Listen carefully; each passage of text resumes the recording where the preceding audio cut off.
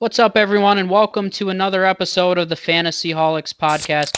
My name is Jordan Jike. I'm here with my co-host Ryan. Today, we're going to be talking about MLB baseball. We're doing our mini series talking about each individual team and the fantasy implications of their lineup and rotations, and talking a little bit about a few impact prospects. So we're going to kick it right off with their projected lineup. And before we get into it, Ryan, what's going on today? Let me be polite. I am doing well. How are you doing, Mr. Jekka? I am fantastic. I am really excited to talk about the Marlins today. This is going to be our third installment here. I don't know why we're recording a few of them tonight. I don't know why I stuck the Marlins in the middle here.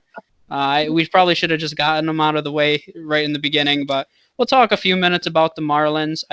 We just said before we started recording here, I asked, is Derek Jeter the best player on the Marlins? And I think that's a legitimate question. Would you rather have Derek Jeter or anyone on the Marlins right now? I think that's a pretty easy question.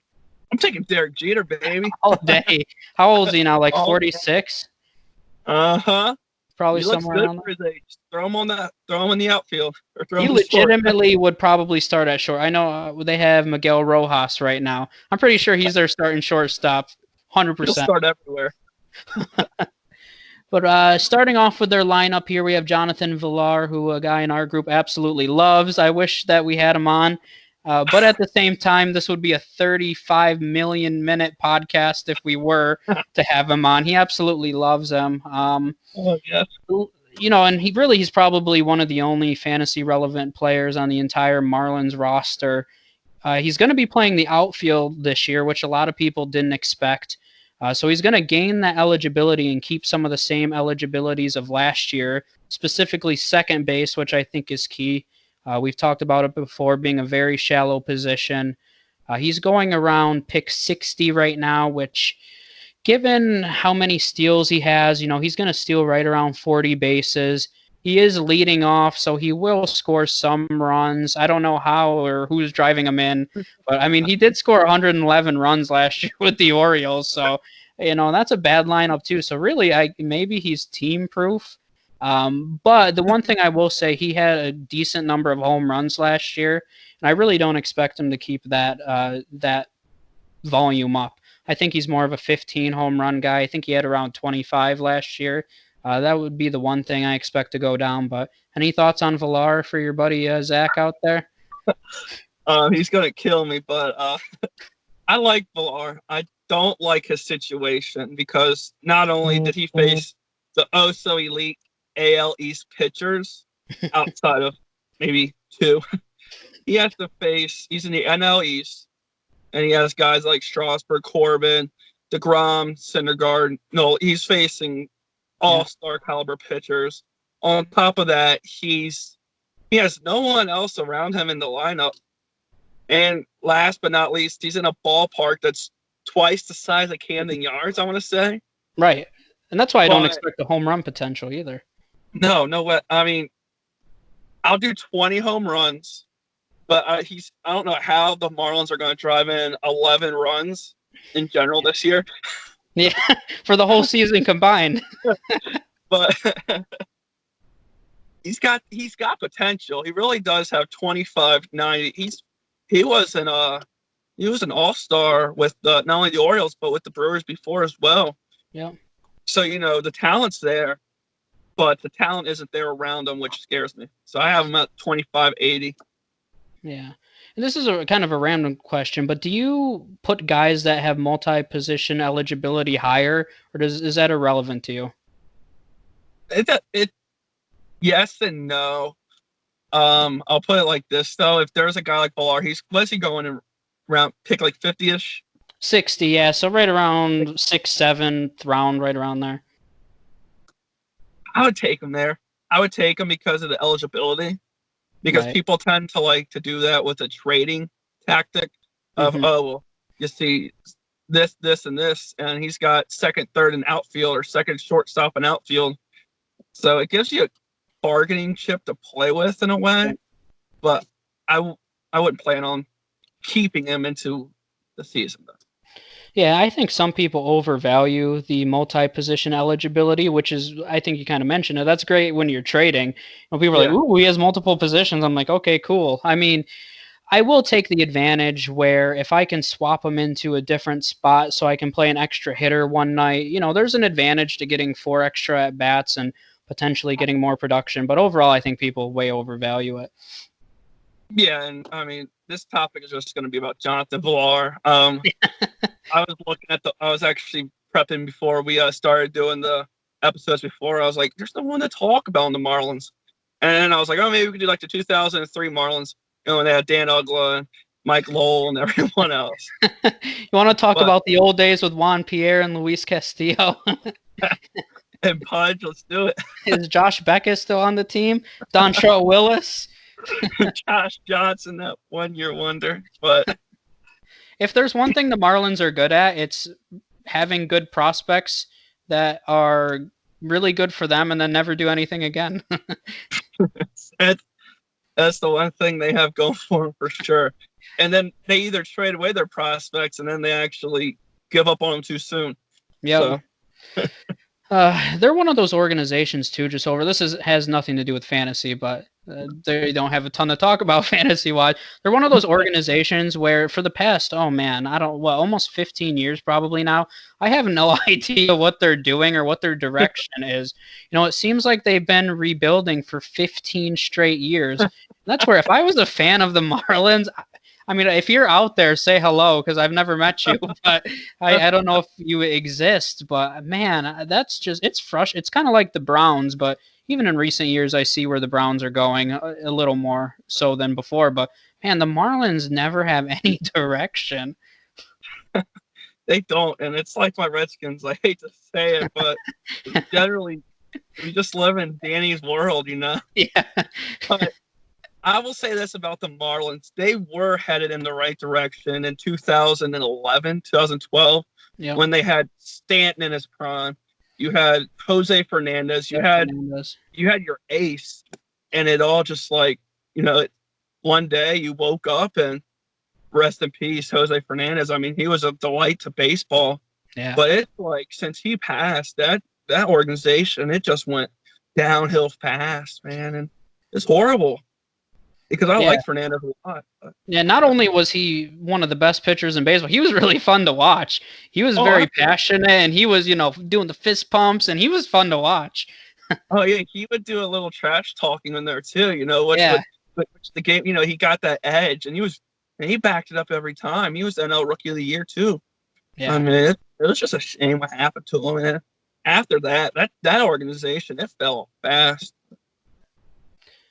Then I guess I will quickly roll through the rest of their lineup here. I'll let you make any notes at the end if you have any. But batting second in their lineup is Brian Anderson. He's going to be playing third this year.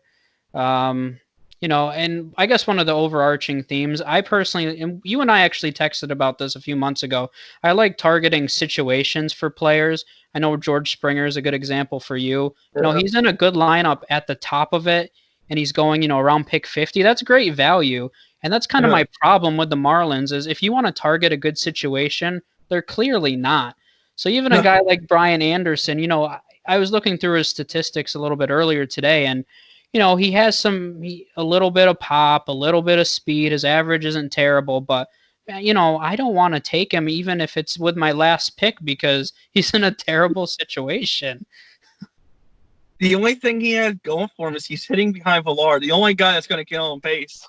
Right. On the whole team. I mean, even a sac fly, that only moves Villar over to third if he gets a leadoff double. So that offense has no hope at all, and it's sad.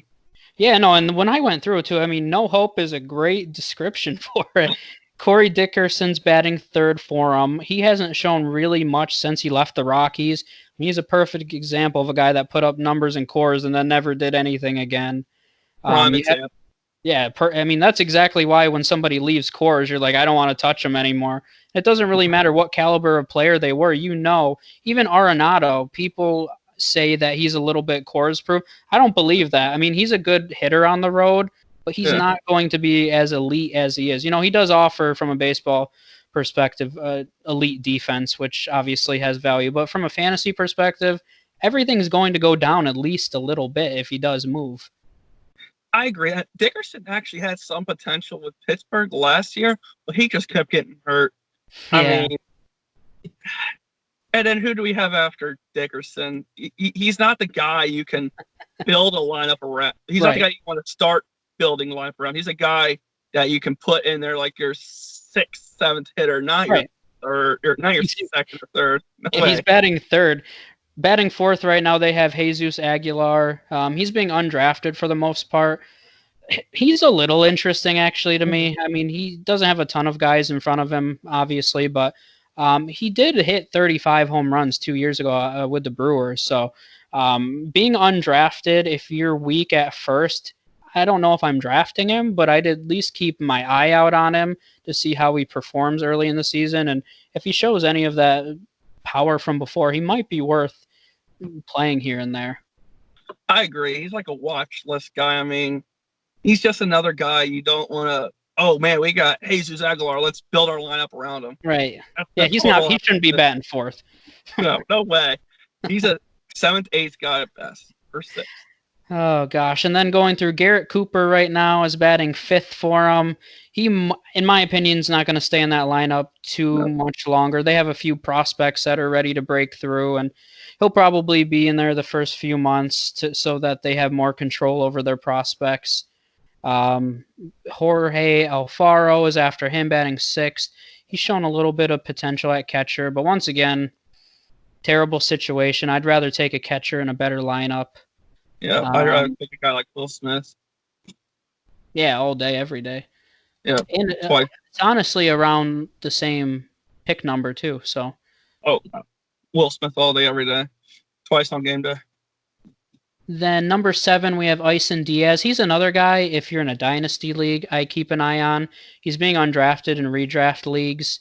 He was an offensive force in the minors. He hit over 25 home runs, had right around 80 RBIs, and that's coming from second base. So once again, it's a weak position. I'm not drafting him. He's just another watch list guy for me, especially in dynasty leagues. He's very young. But, if he moves up in that lineup, maybe he hits behind Villar later in the season. If he performs well, I'd keep an eye out on him. And maybe at the end of the year, we're talking about him as a starting second baseman for you. Yeah, I mean, I guess. Maybe, I'm being optimistic here. Second base is weak. And then rounding it out is Miguel Rojas, playing shortstop for him. Hasn't really done much. He's being undrafted, probably appropriately. So I'm just going to move on. Yeah, Derek Jeter's got his cleats waiting for him in his office. Yeah, he's ready to. Derek Jeter's licking his lips right now listening to this. Oh, man. This then, autograph. Yeah. Oh, jeez. Let's roll through their rotation, which also doesn't have a ton. Caleb Smith right now is their number 1. He is a guy I would take. He has a good K rate. He's going around pick 216 right now. And when you have a guy that has good upside to get strikeouts, the thing about this, I was looking at the defensive rating of a lot of these players. So even though their offense is terrible, they actually are pretty solid defensively, which will only help their pitching staff. So I don't mind taking Caleb Smith later in the draft. Showed a little bit of upside last year. Little disappointing they got rid of Gallen, because Gallen and Smith probably could have been a decent combination for him this year. But after Caleb Smith, you have Sandy Alcantara, who's going really late. His control, I know I have a few people trying to pawn him off on me in dynasty leagues right now because he's young, but man, his control has been absolutely terrible. His control reminds me of a Tukey from the Braves, and I meant to talk about him, but they're high scouted guys. But I mean, like you said, that's when control really comes into play here, especially with the younger generation of pitchers. If you don't have the good control, you're just a guy that's highly scouted. That, I mean, you have the talent, sure, but if your command's not control, you're not going to succeed, and that's the problem. Yep, for sure. So The only one that I think is really draftable in their rotation is Caleb Smith, and even that, so that's crazy to think about. Their first pitcher is coming off the board at pick 216. I mean, that's all you need to know if you want to know the state of the Marlins organization. I mean, even they're not going to win a ton of games, and if you're in a league where it's not quality starts, it's wins. I'm really hesitant to. I'm really hesitant to take Smith if it's a wins league category. Yeah. For quality starts, I would take that all day. At 216, I mean, at that rate, you're drafting a guy that's arguably going to be droppable. So right, yeah, and the worst that's going to happen is you drop him, or he's going to be a quality pitcher for you. Exactly, on the Marlins. Yeah, that's easier said than done.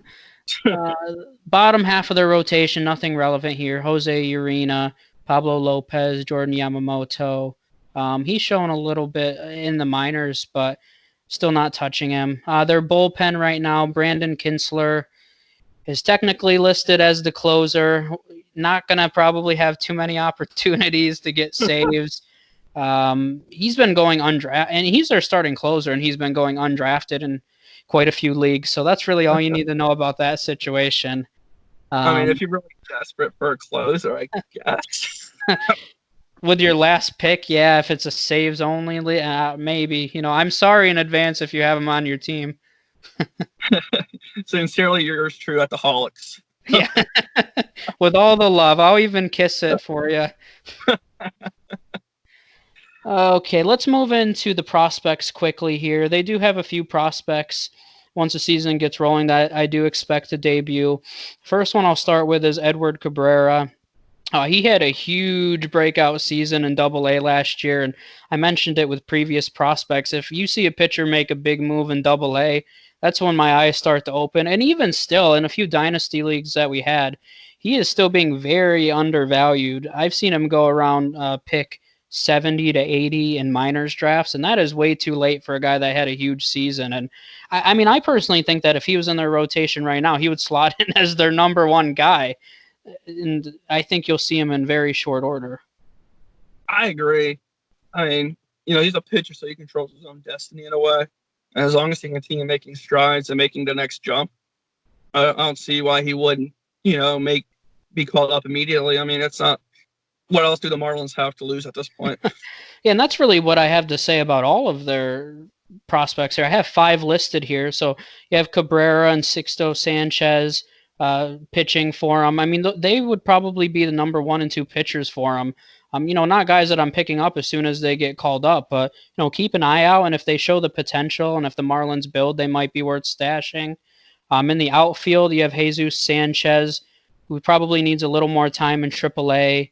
And Monty Harrison, who may start off the season with the club. He steals a ton of bases, but their outfield is so weak right now that these guys at some point are going to get an opportunity to show what they have. Absolutely. They're going to. I like Sanchez a lot. That's actually one of my favorite prospects if I had to choose one. Him and Caleb will be a decent, Caleb's supposed to be a decent 1, 2, 3. So, I mean, that team has a lot of highly scouted prospects. I thought you were going to say potential for a second. I said, you better watch your words. And then, you can't use that word. I forgot we're talking about the Marlins, and I got a little too dynasty happy. I'm like, hold on, Ryan. Calm down. And it's the same. Actually, the one that I like the most, and, Miguel Rojas is batting last in their lineup right now and is their shortstop. But Jazz Chisholm, who they got for Zach Gallen in that deal with the Diamondbacks, he plays short. He has a ton of power potential.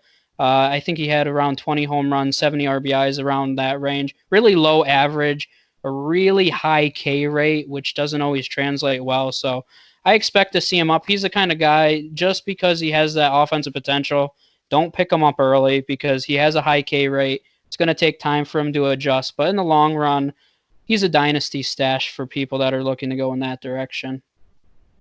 Absolutely, I agree. And I'm going to say this with all the Marlins prospect hitters. I would not take them immediately just because they don't have a foundation of a lineup to get supported by.